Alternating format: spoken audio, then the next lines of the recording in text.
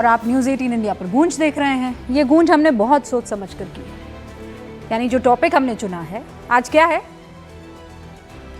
हाँ, शहीदी दिवस है, क्रिसमस है, बच्चों की छुट्टियां शुरू हो गई है,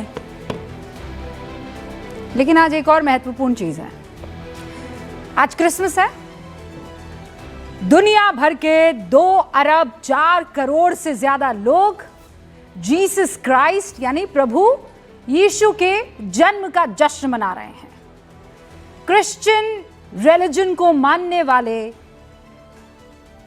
इस त्योहार को सबसे बड़ा त्योहार मानते हैं और इसीलिए आज से लेकर 6 जनवरी तक क्रिसमस टाइड शुरू है। क्रिसमस टाइड ईसाई लोग जश्न मनाते हैं। ईसाई धर्म की यह मान्यता है कि बेथलेहम में आज ही के दिन जीसस का जन्म हुआ था। सुनिएगा, प्लीज सुनिएगा मेरी बात। ईसाई धर्म की जिन्होंने शुरुआत की, इस्लाम में रूहुल अमीन उन्हें कहते हैं। प्रभु यीशु सनातनी उन्हें पुकारते हैं। उन्हीं ने क्रिश्चियनिटी की शुरुआत की थी और इसीलिए आज के इस खास दिन, पायस डे जिसे कहते हैं, पूरी दुनिया में एक दूसरे को लोग मैरी क्रिसमस कहते हैं। आपको भी क्रिसमस की ढेरों शुभकामनाएं। Merry Christmas. देश के प्रधानमंत्री, देश के मुखिया नरेंद्र मोदी क्रिसमस के मौके पर आज दिल्ली के cathedral church of the redemption पहुंचे थे। मॉर्निंग प्रेयर में शामिल हुए। मॉर्निंग मास इसे कहते हैं, वेरी इंपॉर्टेंट। दिल्ली के बिशप है रेवर्ड डॉक्टर पॉल। उनकी मौजूदगी में प्रधानमंत्री नरेंद्र मोदी ने स्पेशल प्रेयर्स की। पीएम मोदी इस मौके पर चर्च में कैरल सिंगिंग में भी शामिल हुए और जो भी रीति रिवाज ईसाइयों के होते हैं उनके मुताबिक क्रिसमस को सेलिब्रेट किया गया। यह भारत का प्रधानमंत्री आपको दिखाई दे रहा है, जो भारत में रहने वाले 140 करोड़ लोगों की हर आस्था का सम्मान करते हुए हर पर्व पर नजर आते हैं। चाहे वो ईद हो, दिवाली हो, होली हो, ओणम हो, गुरु पर्व हो, क्रिसमस हो। ये क्या बताता है?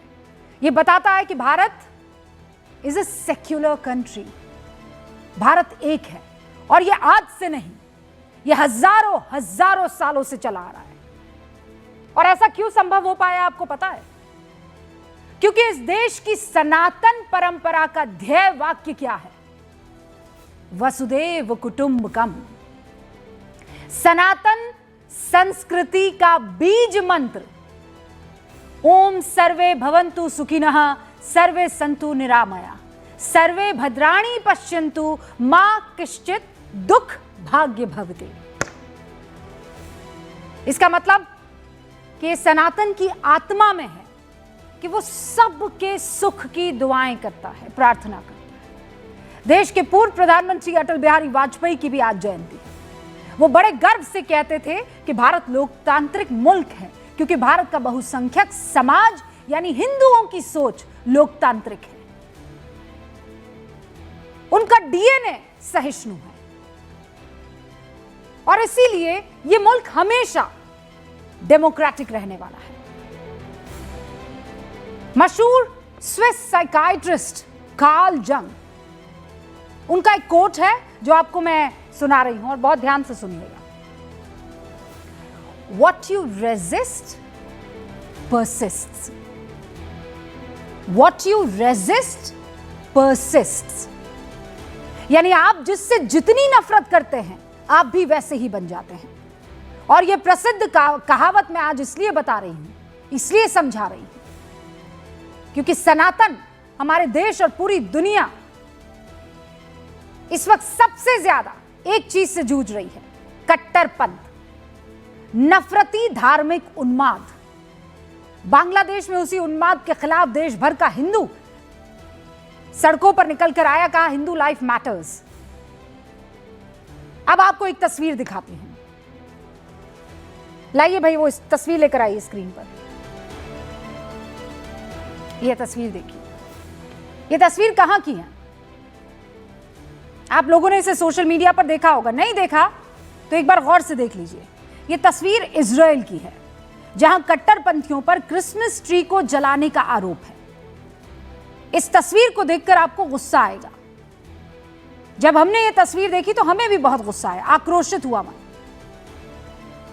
और ये केवल एक ही तस्वीर नहीं है, तस्वीर दूसरी भी है जहां पर क्रिसमस का ट्री पूरा सजा हुआ है, 1-2 मंजिला बड़ा ट्री है वो, और उस क्रिसमस ट्री पर कुछ लोग चढ़ के उसके ऊपर लगी जितनी भी डेकोरेटिव चीजें हैं उसे निकाल रहे हैं। ये देखिए, ये कजाकिस्तान की तस्वीर है।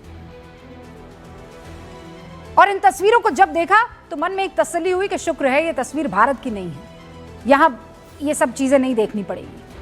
लेकिन कुछ ही घंटे बीते कि हिंदुस्तान में तस्वीरों की मानो बाढ़ सी आ गई। और अब वो तस्वीरें देखिए आप, दमोह छत्तीसगढ़, ये रायपुर की तस्वीर है। आगे हटाइए, बढ़ते जाइए, आप आगे बढ़ते जाइए। ये रायपुर की तस्वीर है छत्तीसगढ़ के। दमोह में भी ऐसी ही तस्वीर देखने को मिली है, कांकेर में भी ऐसी ही तस्वीर देखने को मिली है। ये अहमदाबाद गुजरात का आपको दिखाई दे रहा है, वहां भी यही तस्वीर देखने को मिली है। फिर ये आप देखिए उत्तर प्रदेश के बरेली से ये तस्वीर आई है। और ये सारी आप जानते हैं भारत की तस्वीरें हैं। देश को इन तस्वीरों को देखकर ये समझना चाहिए कि हम जिस पथ पर निकल रहे हैं वो ठीक नहीं है। ये उस देश की तस्वीर है जहां का ध्येय वाक्य है वसुधैव कुटुंबकम। और ये सब करने वाले कौन थे? रायपुर में तोड़फोड़ को लेकर एफआईआर दर्ज की गई, 30 से 40 अज्ञात लोगों के खिलाफ शिकायत दर्ज हुई। पुलिस फुटेज के आधार पर आरोपियों की पहचान कर रही है। पुलिस जब पहचान करेगी तो उनके नाम सामने आ ही जाएंगे। लेकिन ये सब के सब असल में हमारे देश सनातन को बदनाम करने वाले हैं, जिस सनातन को दुनिया भर के लोग इसीलिए झुक झुक कर प्रणाम करते हैं क्योंकि वो परंपरा जो सहिष्णु होना सिखाती है। कहने वाले ये भी कहते हैं कि सनातन के लिए मुश्किलों की वजह यही सहिष्णुता भी है। हाँ ठीक है, समझ में आता है, लेकिन आपका आक्रोशित होना हिंसक नहीं कर सकता है। दूसरे धर्म पर आपको इस तरीके से लाठी डंडे चलाने की इजाजत नहीं दे सकता है। आप वैसे ही नफरती भाषा और नफरती हरकतों का प्रयोग कैसे कर सकते हैं? ये नारेबाजी भी एक बार के लिए समझ में आ जाती है कि आप वहां खड़े हो गए और आप नारे दे रहे हैं, हालांकि ये भी जायज नहीं है। सबसे ज्यादा परहेज आपको किस बात का करना चाहिए? जिससे आप नफरत करते हैं। सहिष्णुता तो सनातन की सबसे बड़ी ताकत है। फिर आप अपनी ताकत को छोड़कर उस रास्ते पर कैसे चले जाएंगे जहां की आप मुखालिफत कर रहे हैं, जिनसे आपको चिढ़ होती है, घृणा होती है? क्यों? क्योंकि वो दूसरे धर्मों की रिस्पेक्ट नहीं करती है। वो सोच जिसके खिलाफ आप पूरी तरह से लड़ाई में उतर पड़े हैं। इसी नफरत के खिलाफ तो दुनिया आपकी तरफ देख रही है, क्योंकि हमारी संस्कृति नफरत से सबसे बेहतर तरीके से लड़ना जानती है। लेकिन जो तस्वीर आपके सामने है, इसने तो उन कट्टरपंथियों की लड़ाई को आसान कर दिया है, जिनकी जहालत के चर्चे आम हैं पूरी दुनिया में। आप ही बताइए, क्या रामनवमी की यात्रा पर पथराव और क्रिसमस मनाने वालों के लिए लगाए गए सांता क्लॉज के पुतलों को तोड़ना एक नहीं है? क्या फर्क है इसमें? ये बताइए, कोई अंतर है इसमें? फिर क्या हम सबको इस नफरत के खिलाफ एक साथ खड़े नहीं होना चाहिए? क्योंकि अगर आज खड़े नहीं होंगे तो यकीन मानिए बहुत देर हो जाएगी। हम में और उनमें कोई फर्क नहीं रह जाएगा। लोग तो ताक में बैठे हैं। हिंदुस्तान के दुश्मन आप भी जानते हैं कितने, घर में भी और बाहर भी है। सनातन के खिलाफ नैरेटिव बनाने के लिए पूरा का पूरा इकोसिस्टम बैठा रहता है। जब कुछ नहीं किया जाता है तो इस हिंदुत्व को आतंक से जोड़ दिया जाता है। बिना किसी सबूत के भगवा आतंक का नैरेटिव गढ़ने के उस्ताद यहीं पर बैठे हुए हैं भारत में। उनके लिए तो ये तस्वीरें वाह वाह वाह, जन्नत से भेजी गई तस्वीरें हैं। बस ये तस्वीरें फैलानी है दुनिया भर में, ये कहते हुए कि देखिए भारत में अब तो माइनॉरिटीज कहीं सेफ नहीं है। और कौन सी माइनॉरिटीज? चाहे वो क्रिश्चियन हो गई, चाहे वो मुस्लिम हो गई। हिंदू कभी अतिवादी था क्या? हिंदुत्व कभी कट्टरता का साथ दे सकता है क्या? असहिष्णुता कभी बर्दाश्त कर सकता है? इस बात से कोई इनकार नहीं कर सकता कि सनातन साजिश का शिकार हुआ है। घुसपैठ करवाकर डेमोग्राफी चेंज करने की कोशिश हुई है। जबरदस्ती धर्मांतरण एक बड़ी चुनौती है, लेकिन जहर की काट जहर नहीं हो सकता है। यह देश तो कण कण को पूजने वाला है। हम कब से किसी मजहब से नफरत करने लगे? हिंदू धर्म के सबसे बड़े ग्रंथ में श्रीमद् भगवत गीता में भगवान कृष्ण खुद कह रहे हैं, यथा मम प्रपद्यन्ते तानस्तथैव भज्यामहं मम वर्तमानु वर्तन्ते मनुष्या पार्थ सर्वेशः। यानी सभी मनुष्य हर तरह से मेरे ही मार्ग का अनुसरण करते हैं। जिस धर्म का आधार है, ये जो वाक्य मैंने कहे हैं, वहां इन मुट्ठी भर लोगों को रोकना किसी के लिए असंभव नहीं है। संविधान ताकत है इस देश की। अनुच्छेद 25 सभी व्यक्तियों को अंतःकरण की स्वतंत्रता और किसी भी धर्म को अबाध रूप से मनाने, आचरण करने और प्रचार करने का अधिकार देता है।